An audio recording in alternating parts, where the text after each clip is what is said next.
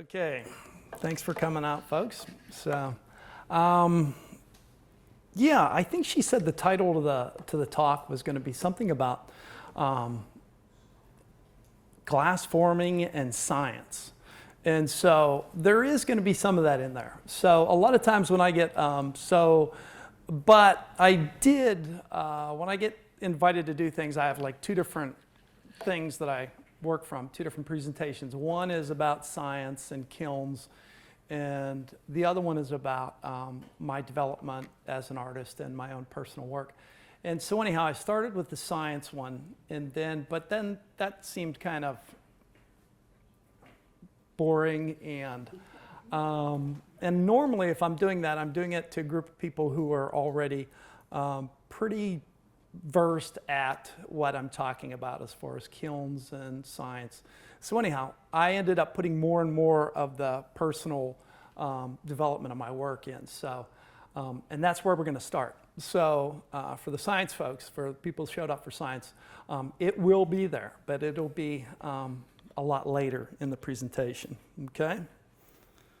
Okay, now, I go to screen share, right? Oh. Well, I probably shouldn't share there.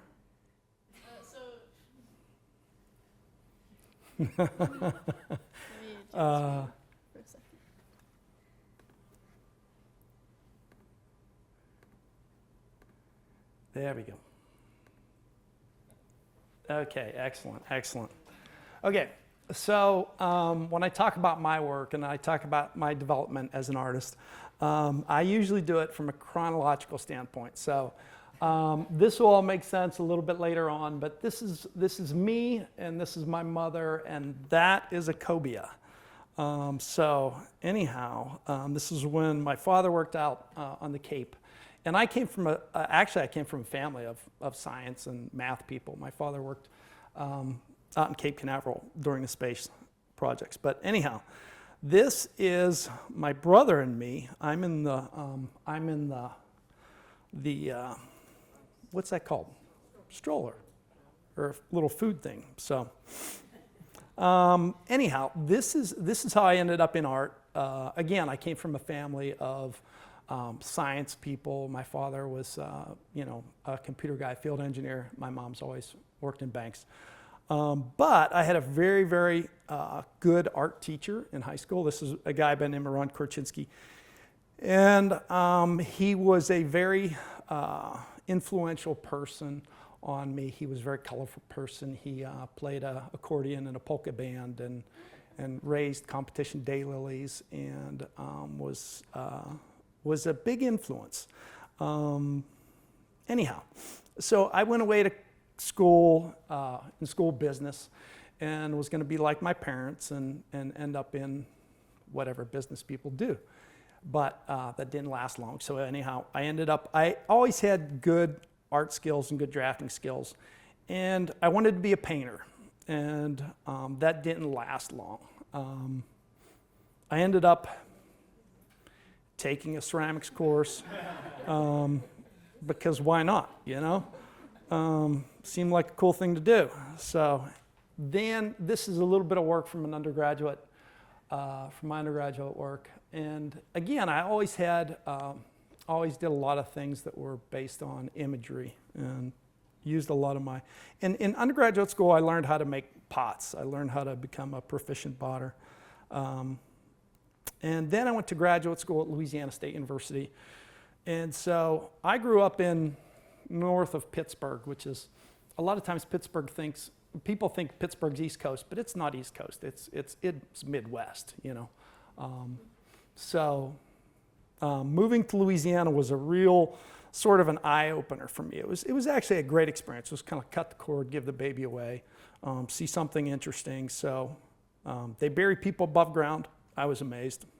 Apparently you can't dig holes in the ground because the caskets pop up. So that's New Orleans, Mardi Gras. That was an eye-opener. And then this is Homa Mardi Gras. If you ever get to go to Mardi Gras, make sure you go to Homa. So it's more interesting. And the other thing about Louisiana that was just pretty amazing to me was the diversity and ecology and nature. I think in my artist statement I talk about this idea that I've been influenced by, my work is influenced by nature.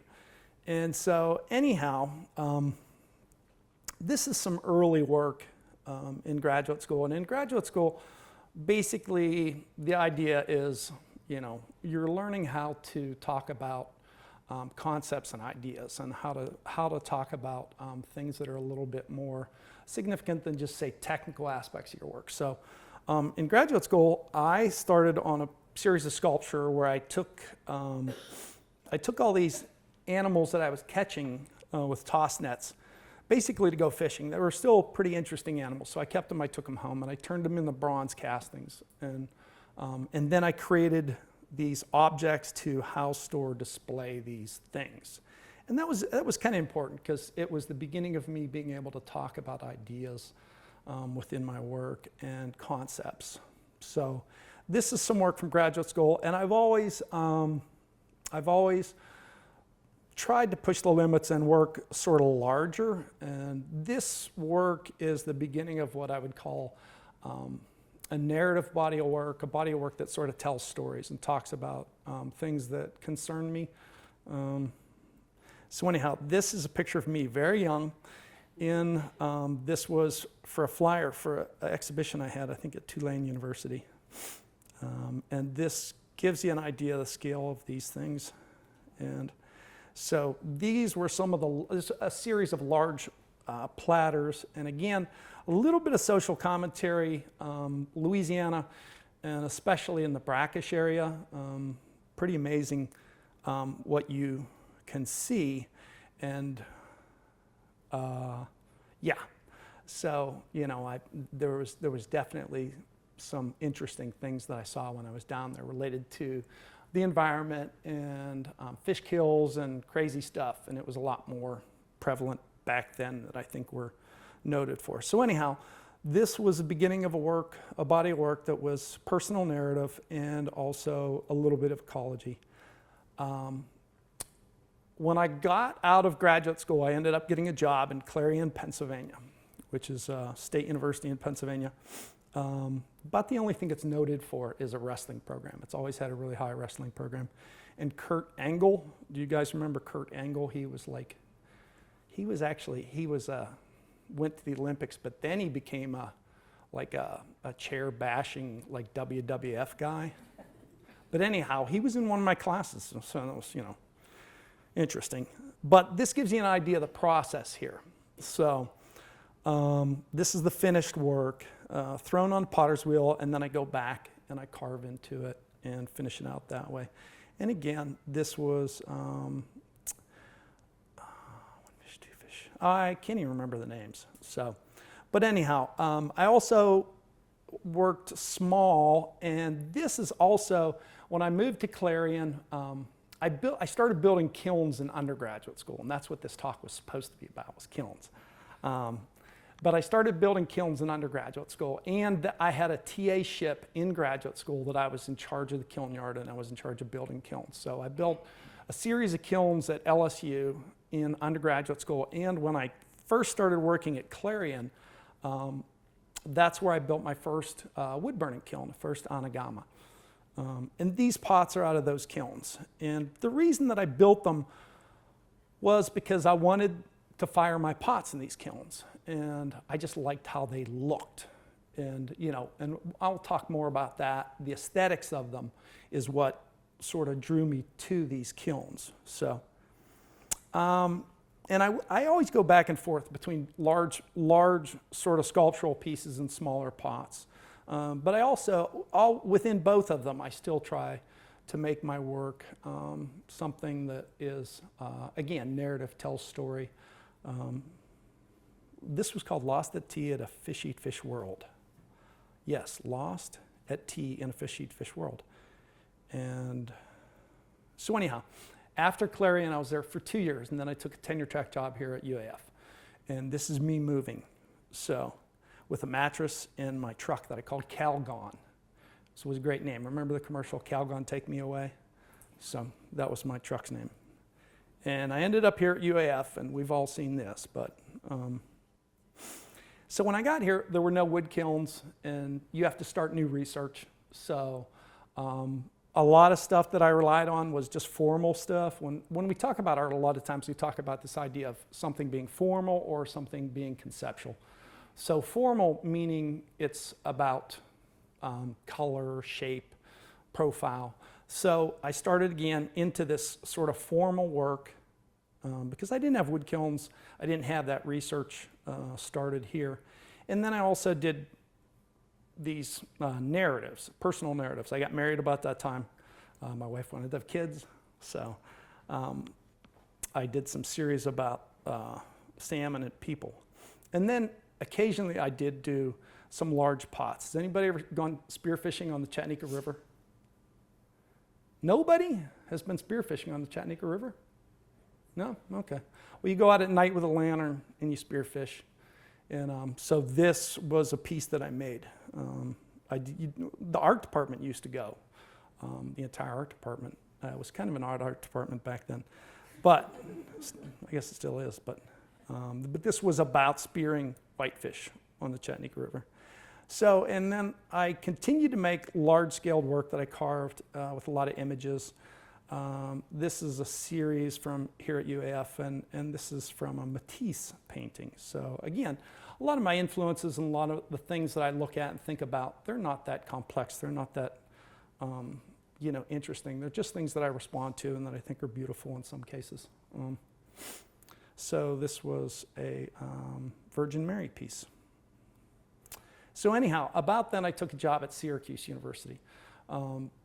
Syracuse, I'd spent 3 years here, but Syracuse is ranked like one of the top 3 art schools in the country usually. So that was like professionally I had to take it, so I went. And I spent 2 years at Syracuse. My dean gave me a leave of absence, and I eventually returned.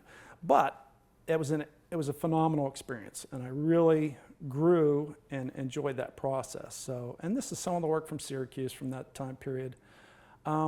I talk about, a lot of times when I talk to students about like where the work comes from, the work comes from all over.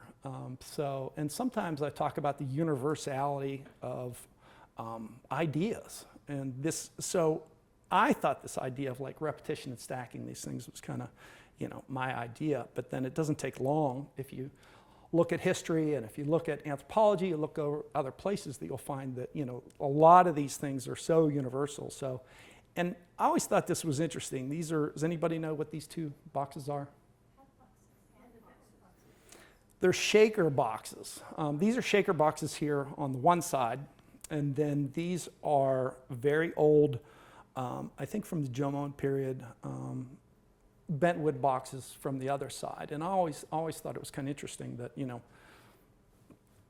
such different diverse cultures would make the same thing. And so I think about that sort of thing when I'm in the studio and I'm making things. And this piece, again, was this personal narrative. This was actually his dream, her dream. So I was always liking to travel, and I kind of liked, working someplace for 3 years and then leaving, going someplace else. It was kind of interesting. But my wife wanted a house and settle down and stuff, so I'm in the boat, she's in the house. So this is again a historical piece that I think again references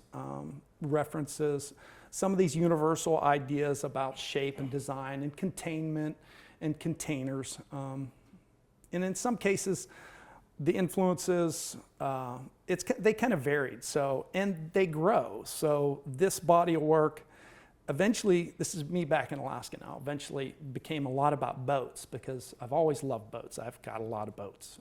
None of them, I'm only allowed to have one I have one that's 18 feet now, but there was a time that I had about maybe 8 boats, and none of them were over, I think, 15 feet. So, but I finally got a big boat.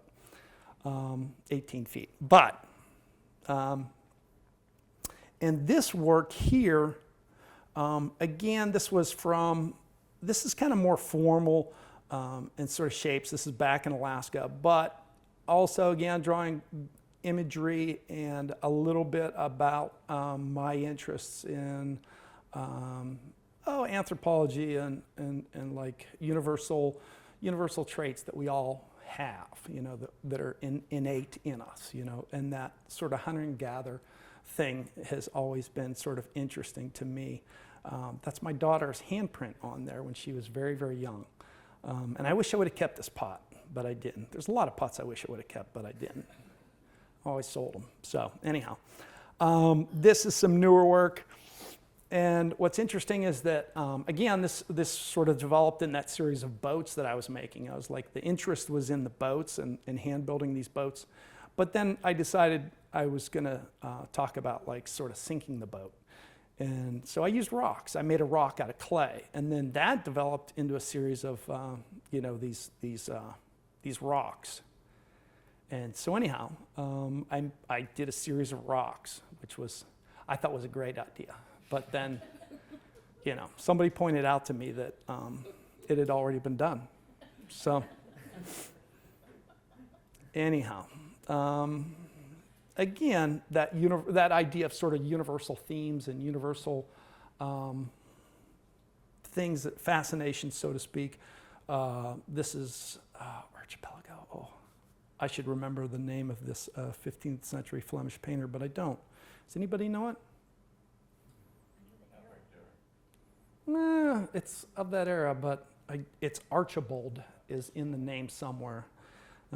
So anyhow, again, using a lot of imagery making skills and things that I'm just interested in. This is Burbot, very good eating fish, and also a good way to get a little bit of sunlight in December, and it's awfully dark here in the wintertime. So hey, it's the science part. So we're into the science now. So I'm going to talk a little bit about kilns. And again, I started building kilns a long time ago. And basically, I threw up 3 general ideas about how kilns are built. And we're going to talk about glass formation. But the 2 kilns that I think are interesting is that the cross-draft kiln is designed where the flame enters into a chamber and it holds that flame for a longer period of time. Updraft kilns, basically the heat's at the bottom and it goes up, right? So anyhow, there's an updraft kiln. And what's interesting is that, my background is European, and most of the kilns that were developed, say, by my background, my people, so to speak, I guess were European kilns. And the idea is that they were used, it was a design that was well used to get heat kind of quick, but it had limitations. You couldn't get very much over 2,000 degrees, say, on an updraft kiln traditionally. But in Eastern cultures, they developed these cross-draft kilns and these tunnel kilns. And the interesting thing about tunnel kilns was that initially they would be going into hillsides and actually digging out the clay out from the hillsides, and then they would actually go back in and use those tunnels that they had developed into the hillsides as the kilns. So it was actually pretty interesting. And that was, when I say Eastern cultures, I think Korea is given credit for sort of the first of these what are called tunnel kilns.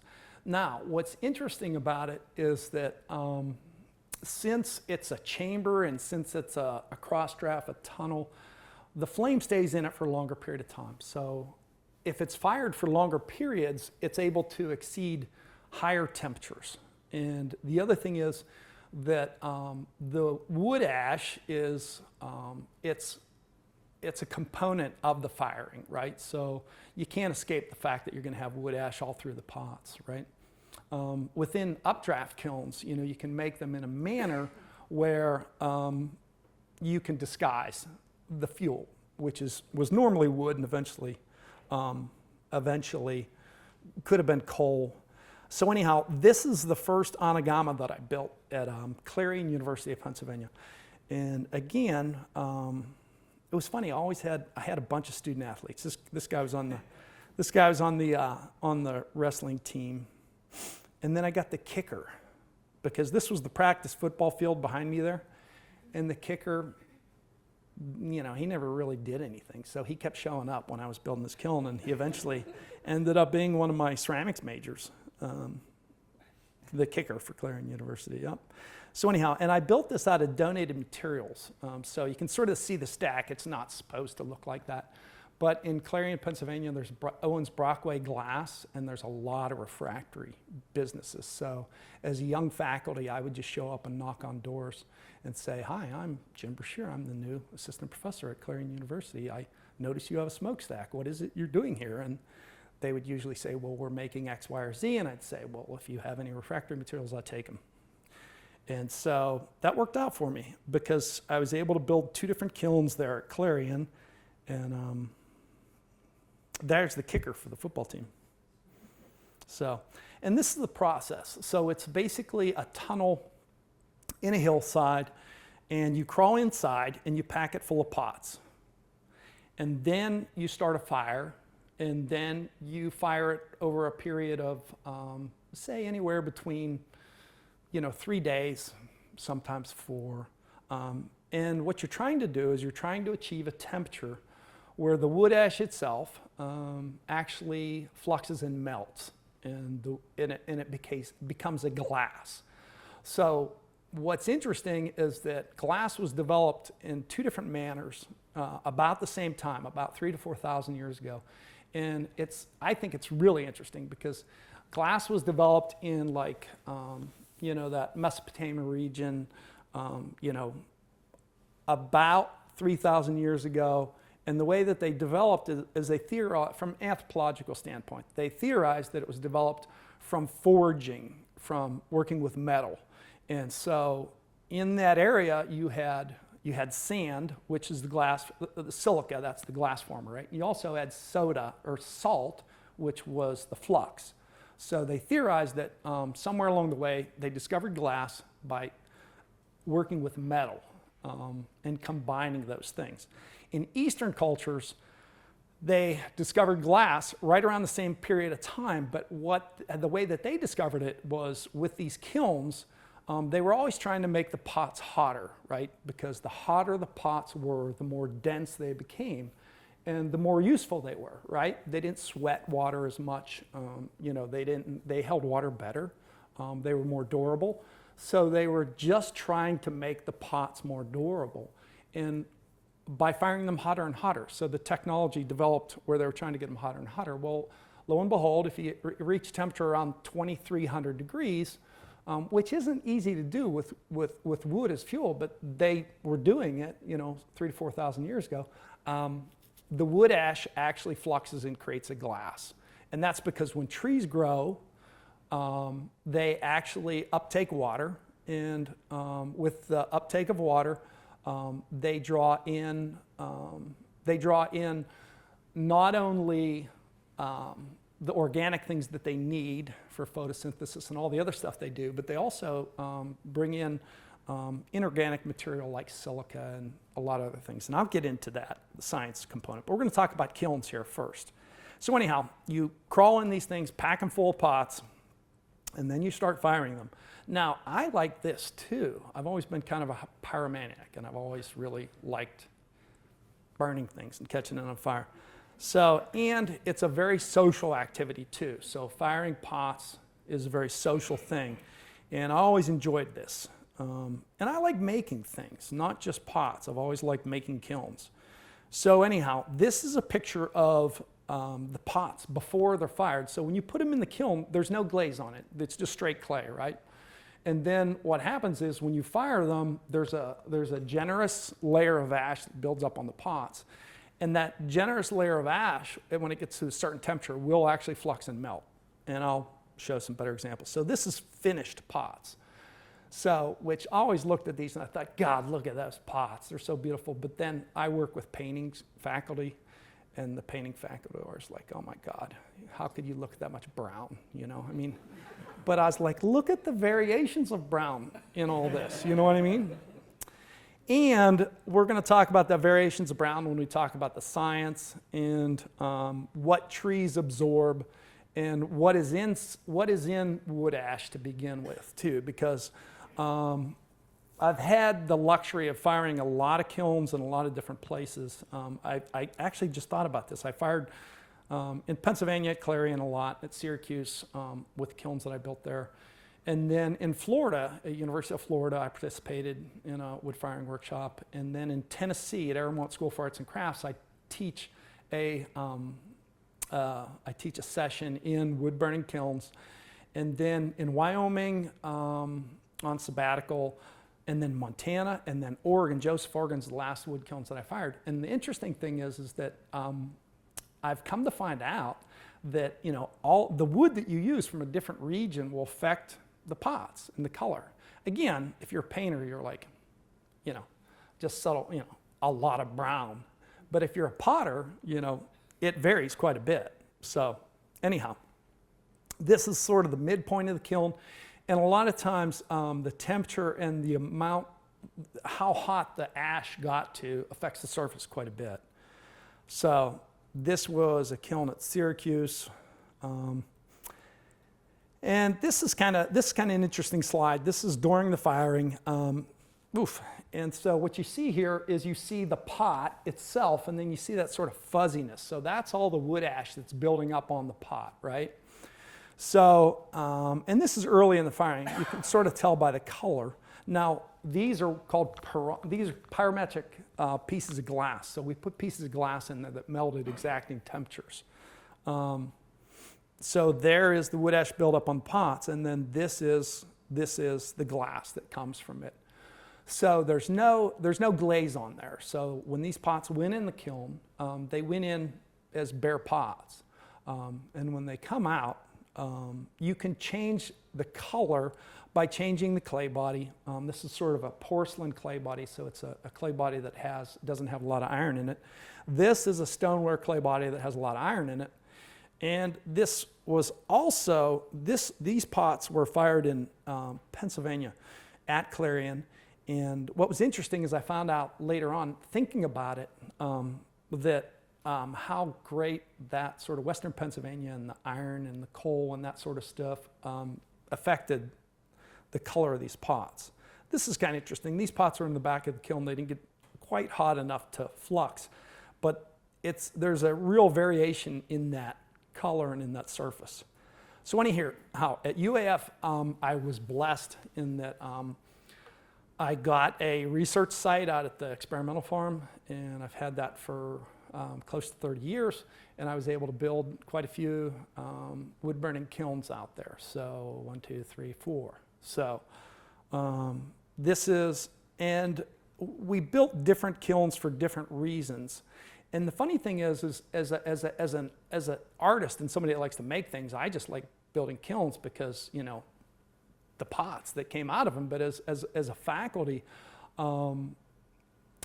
there was no better way to talk to students about, to make students think about like anthropology, to think about technology, engineering, science, even aesthetics. And I'll get into that a little bit because, for instance, like in the Eastern cultures, originally like Shintoism and eventually Buddhism, the idea that the wood ash in the process would be visible in the finished product was accepted. Do you understand? And so 2,000 years ago in the heyday, all these pots were greatly influenced by how they were fired. But like 2,000 years ago in, say, where I'm in Europe, they were making kilns that man had control over how the thing looked when it came out, and the process wasn't supposed to be visible. Do you understand? So a lot of times as a faculty, building these kilns, it's a really good way to, teach between disciplines and stuff, and also make students aware of other things. So this is a cross-draft kiln. This is our Onagama here at UAF. This is a cross-draft kiln, and it's tied into what's called a fast fire kiln. This is a fast fire kiln here, the one with the grate. It doesn't fire very fast, but it was supposed to. And it is more of a downdraft kiln. The one's a cross-draft kiln. The Onagamas is a tunnel kiln. And this is my research site. out at the experimental farm. This was the latest one that we built out there, and it uses vegetable grease as a fuel. So this kiln got me in a little bit of trouble. So this is us firing it. And the reason it got me in trouble is because Fairbanks has an issue with smoke, and this kiln created a decent amount of smoke.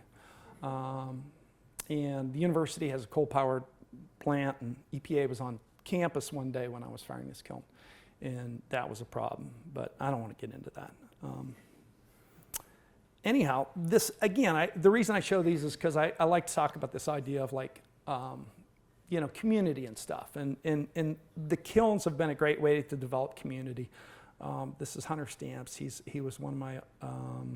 I met the kid when he was 17. He took a class with me in Tennessee, and he's now he's the chair of the program at Kentucky University, KU, teaching ceramics. But anyhow, I knew him when he was 17, and it's always been a great community. So anyhow, here's some pots that come out of these wood kilns, and I'll talk about the surfaces and stuff. And again, this is again, some of it's technical, and I just want to make stuff with formal concerns, color, shape, and sometimes there's social commentary. So this is a Ken and Barbie series that I did, which is it's relevant right now, apparently. So I made a contraceptive jar or box for a show. When you teach art, sometimes you get invited to do different exhibitions for different things. So that's what the exhibition was for, and this was a Ken and Barbie piece, and you'll see some more Ken and Barbie pieces later. But again, I throw these in there for that idea of sort of universal influences and general shapes and containment. And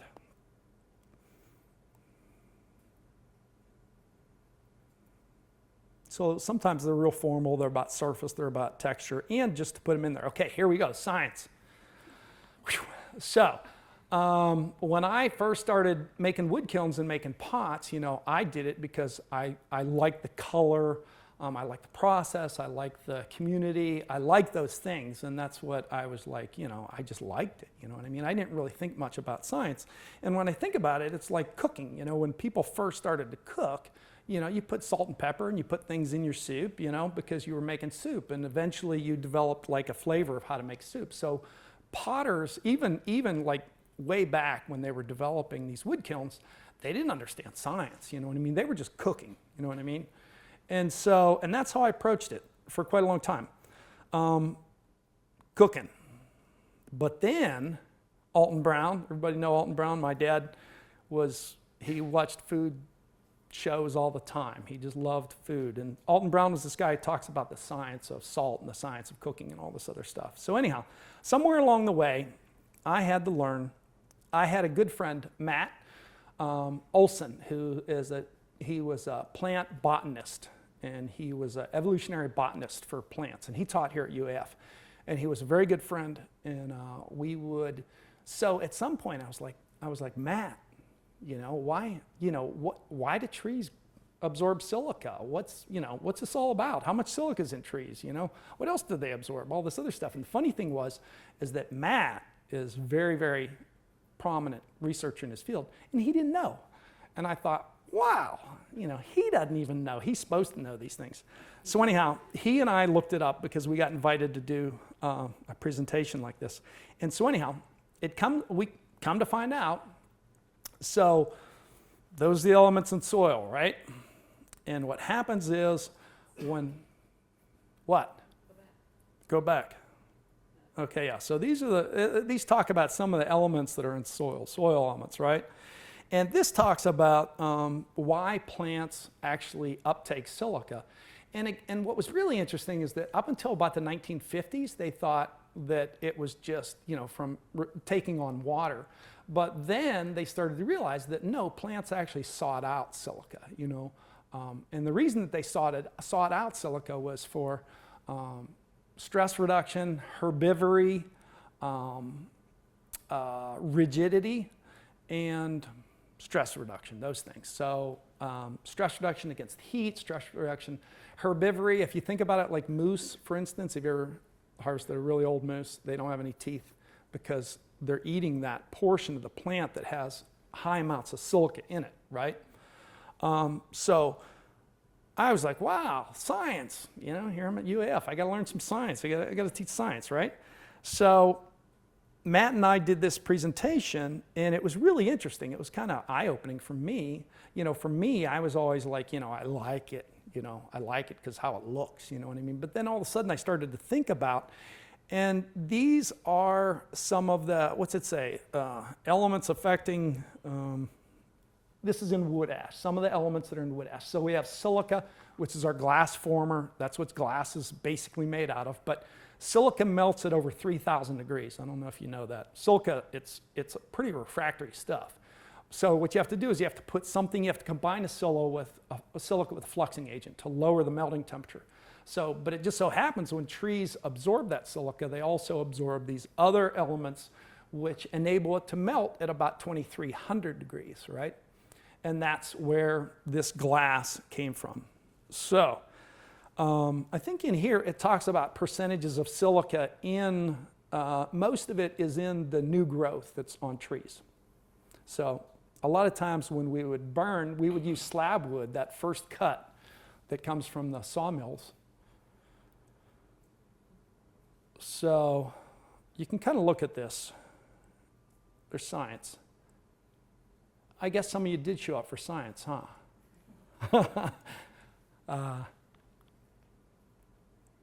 And we can, and at any point, if you have questions, you know, I can answer questions. We can talk more about this later. But anyhow,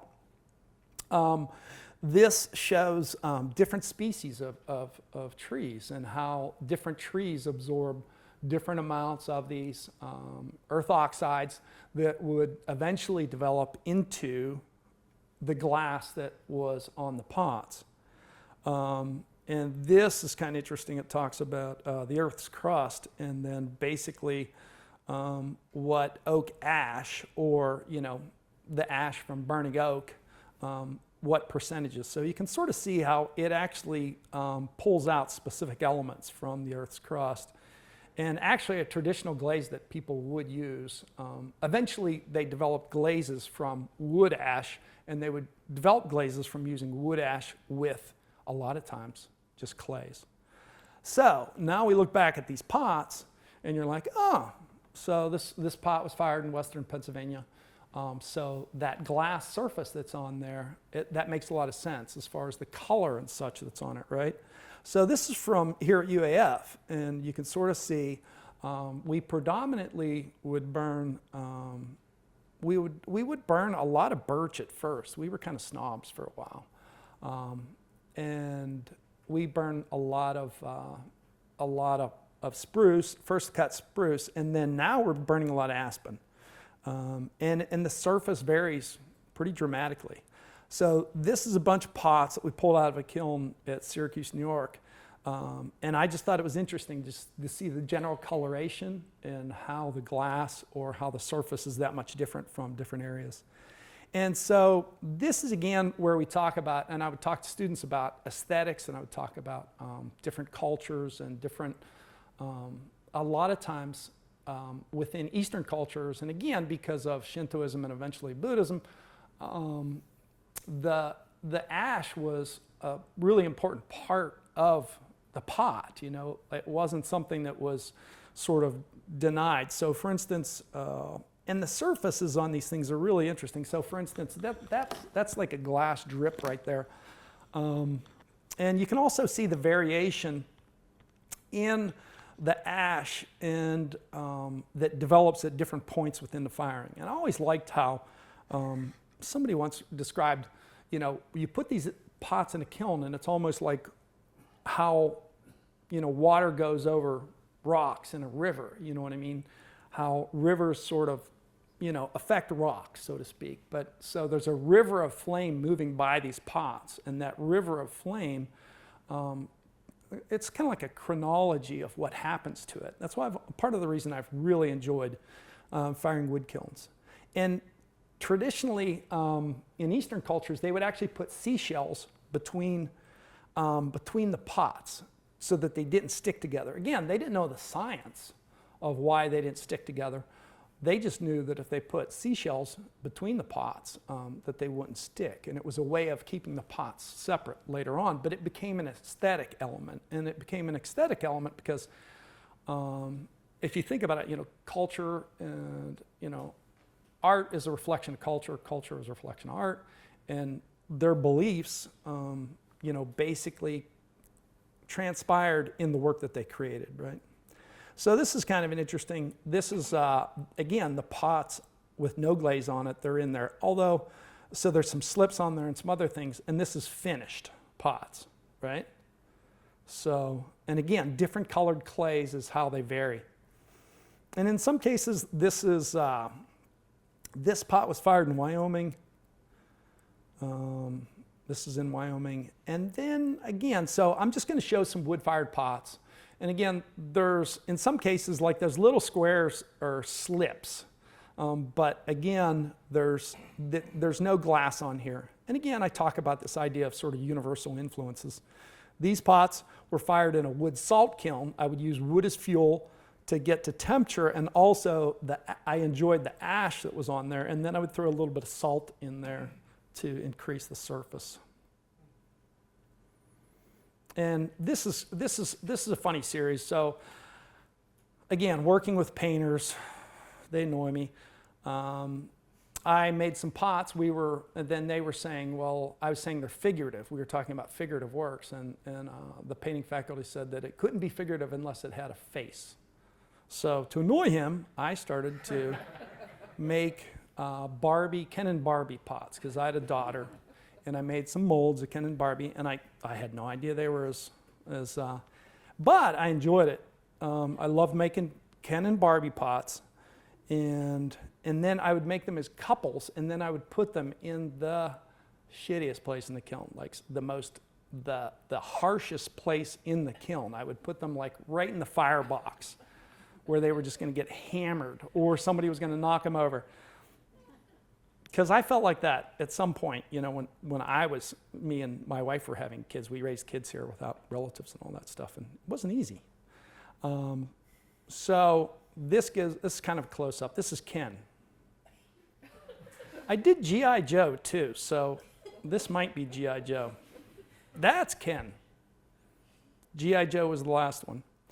So anyhow, I had fun with these. And this shows you the surface that's on there. There is no glaze. There's no glass on it. It's basically just wood ash. And again, as an artist, as research faculty and stuff, we're supposed to deal with research. But as an artist, we're also supposed to talk about ideas and concepts. And I had fun with this. My colleagues who taught ceramics hated this work.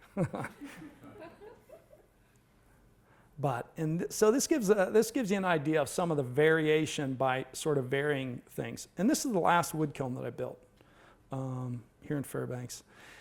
And again, sometimes you can put glaze on pots and put them in the wood kiln, and that'll affect the wood ash that's in there, will affect them dramatically too. And so anyhow, that's it for that portion. I'm going to show some pictures here at the end of my daughter spent a year in Japan, and so we just went over to visit her this summer. And it was interesting because I got to see a lot of pots, I got to see a lot of that sort of culture, and it was very formative for me. So anyhow, we did look at some traditional kiln sites. These are some really early old kilns. And these are some Shinto shrines. And these are some early influences from sort of Shinto religion. And I was kind of amazed how there was still like so much of both within their culture. And these are Buddhist temples. Did I get that right, Kate? Good. Again, the one thing that amazed me was the overall reverence for material. Like, these structures were built out of wood, and they were built thousands of years ago, and they withstand tsunamis and earthquakes, and they're pretty amazing. And this was a Buddhist temple that was just mind-blowing.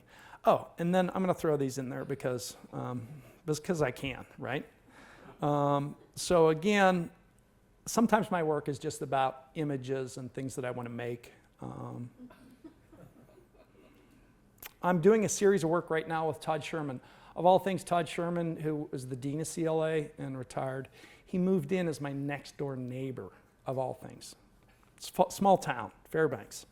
So he comes and bothers me and when I'm working, and we've gotten into a habit of collaborating. And I put these in there because when I was going through my things, I wanted to see pictures of my kids again at that age. Now they're adults.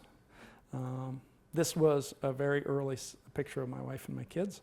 And then my son, my affliction for liking fishing in the outdoors and that sort of stuff, it's genetic. It passes along. So, and this is how I've always ended it. Always. That's it.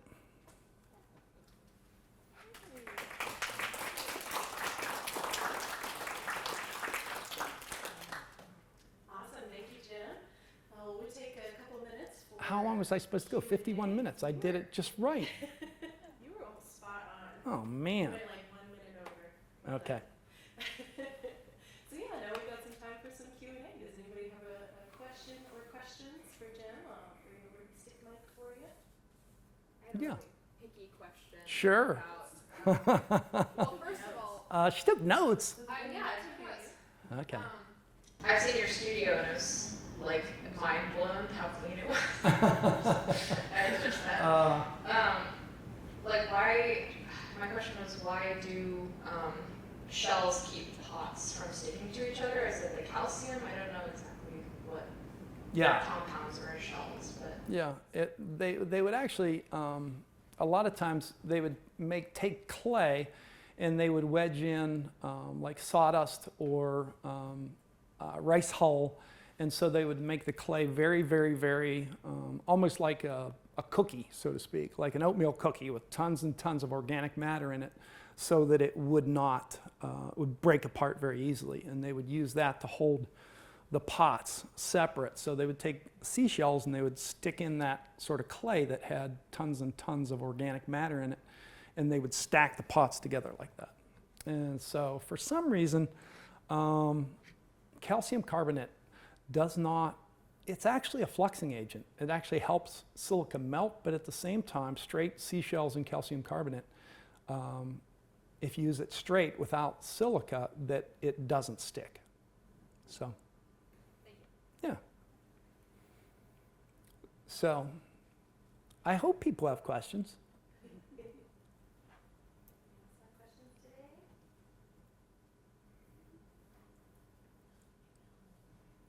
Too soggy because of all the rain. Yeah, it was kind of nice to get the rain. Mark has a question. Have you ever looked into, I know you mentioned a lot about like the history of kiln making. Yeah. How involved are you in like the historical elements of ceramics? You know, that's kind of interesting. And one thing I didn't bring up was that, and even when I went to Japan, the Onagamas that they have there, even to this day, are basically tunnel kilns. The hillsides are what, keeps the arch from collapsing. And so they're historically correct. They're maybe 3,000 to 4,000 years ago. And I did build one historical correct Onagama with a friend in Johnstown, Pennsylvania. And it took forever to fire, probably because we were not, didn't have the knowledge.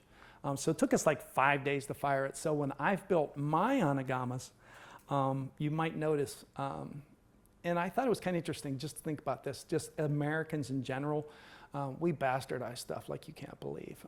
So we build kilns, like my kilns have steel in the front of them.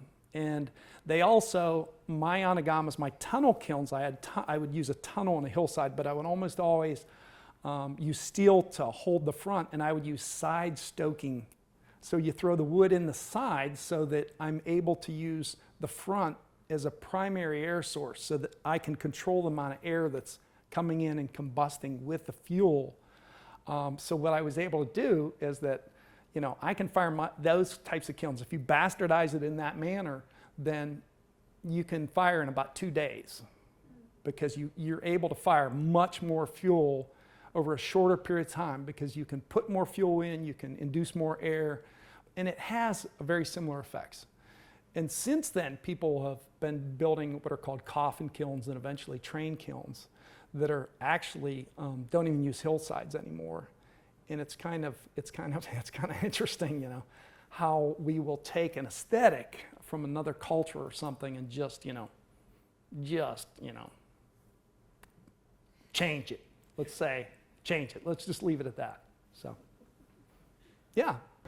Are there versions of So we can hear you on the live stream. Sure.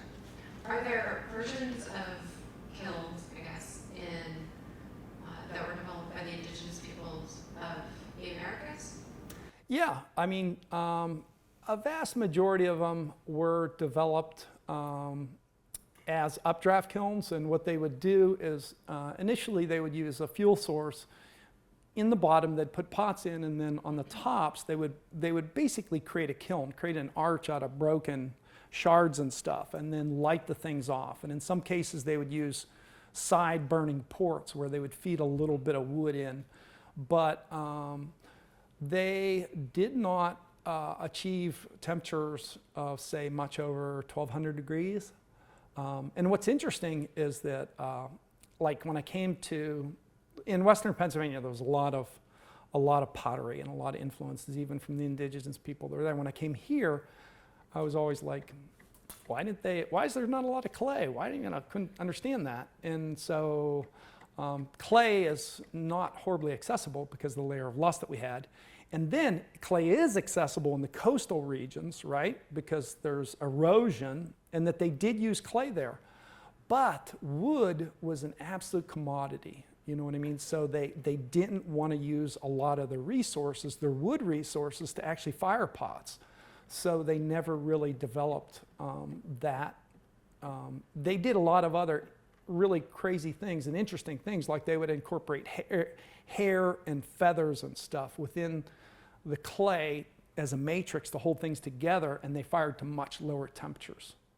So, but I think, again, as a faculty member and as somebody who, I think that idea of when you think about why did they not have these kilns here, or why did they not have those types of kilns in indigenous peoples, then a lot of times it's related to culture, it's related to their environment, and I think that's why I've enjoyed building kilns, because it's a way of breaching a lot of different subjects and a lot of different subject matters. So, yeah.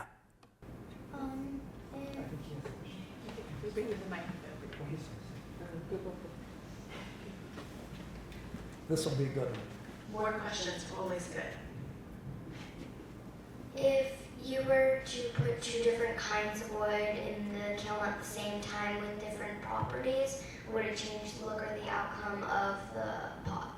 Yeah, it does. And in fact, the funny thing is that different areas, there would be potters that would be like, I only use oak, or I only use this, or I only use that. And for a long period of time, I was like, well, that's cool, because that makes brown, or that makes green, or that makes whatever. But then once you learn a little science, then you're like, oh, well, I guess that has to do with the uptake of water and why those plants, what's the percentages of, say, silica and stuff. So yes, everybody knows that aspen around here, they always say, well, who burns aspen? It creates way too much ash. And it does. It ends up, so when we fire pots up here and use aspen, there's just a really generous layer of ash on them. And some people like it. And some people say it looks like sinus infection. It's just really ugly.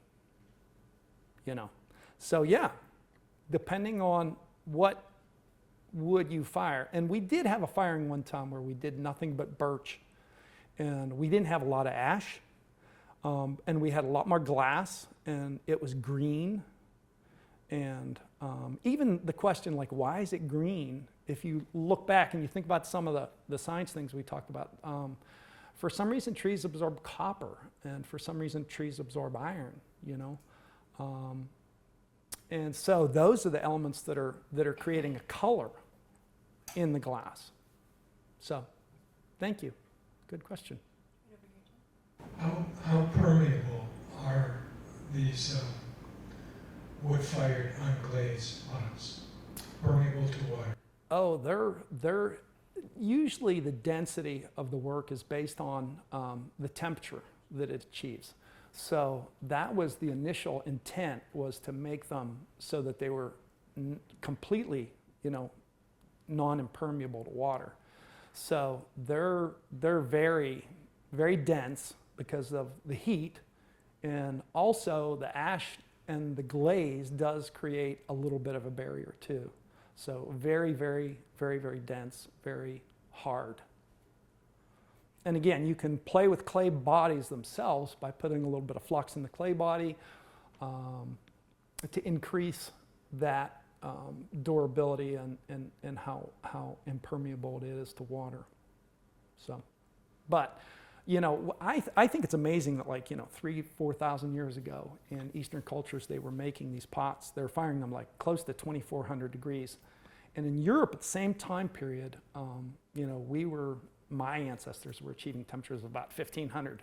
And when you think about it, like, to go from 1,500 to 2,400 at the upper end of the scale, that's saying something, you know what I mean? Like, if it were that temperature at the lower end of the scale, so what? You know, it's pretty easy to get wood hot early, but that last push to get to a point where the ash fluxes, that was pretty incredible. And again, it was accidental, you know, and it led towards something that they, you know, built on and eventually became, you know, aesthetically and, you know, culturally part of the pots and the way they made them and what they looked like. Yeah, so there's a question online. So is Raku wood kiln but with glazes is what they asked. Raku is not wood kiln. It's normally, Raku is a process of taking pots to, you know, high temperatures, not that high, probably 1,200 to 1,800 degrees. And then, so they're like glowing hot, and then you drop them into like a reducing chamber. So a chamber of like leaves or pine needles or something that is, there's so much carbon in there. There's so much of it. It's so much of a reducing atmosphere that it impregnates the pots with carbon. And in many cases, they'll use copper and other surfaces that are greatly affected by that reducing atmosphere. So Raku is not, you know, it was developed in Eastern cultures, mostly in Japan, and had a lot of significance with tea ceremony and stuff, but it was not, it's not wood-fired.